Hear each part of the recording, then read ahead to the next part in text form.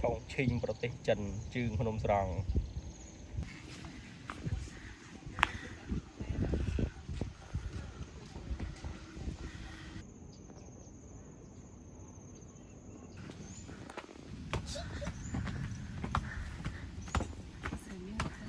កម្មចន្ទាឡើង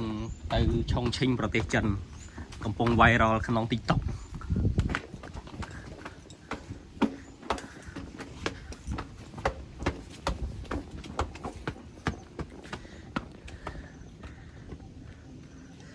លោកតាឈរណា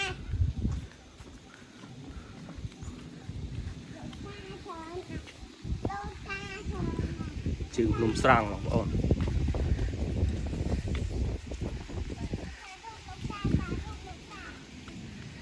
នេះព្រះម៉ែគង់ស្អ៊ីម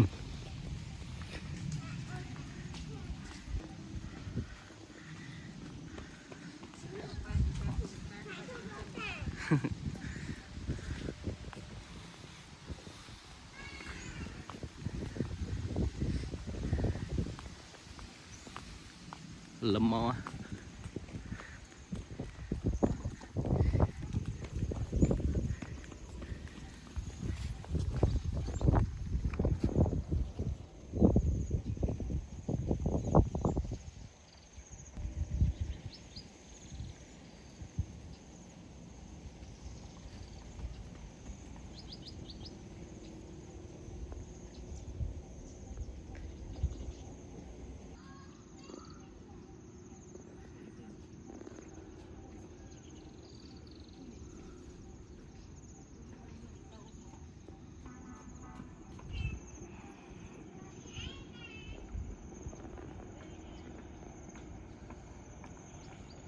សត្វរោងចក្រ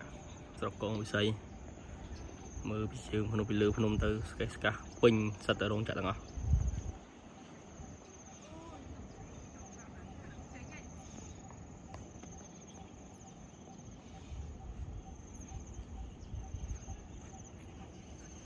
ធ្វើវិហារចិនដែលគេល្បីថាឈ្មោះឲ្យឈ្មោះឆុងឈីងហើយទៅមិនបាច់មកមានចង់ទៅលេងមកដាក់ passport នេះនៅជើងភ្នំស្រង់ស្រកងវិស័យភូមិស្រង់ឃុំស្រង់តែឃើញគេដាក់ផ្លាកហាមចូលអញ្ចឹងយើងកុំចូលឡើងគេហាមហើយ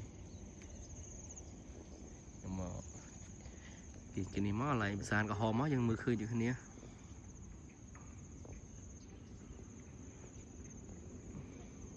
ខាងនេះភាសាក្រហមផ្សារក្រហមនៅទេសភាពស្អាតដូចដើម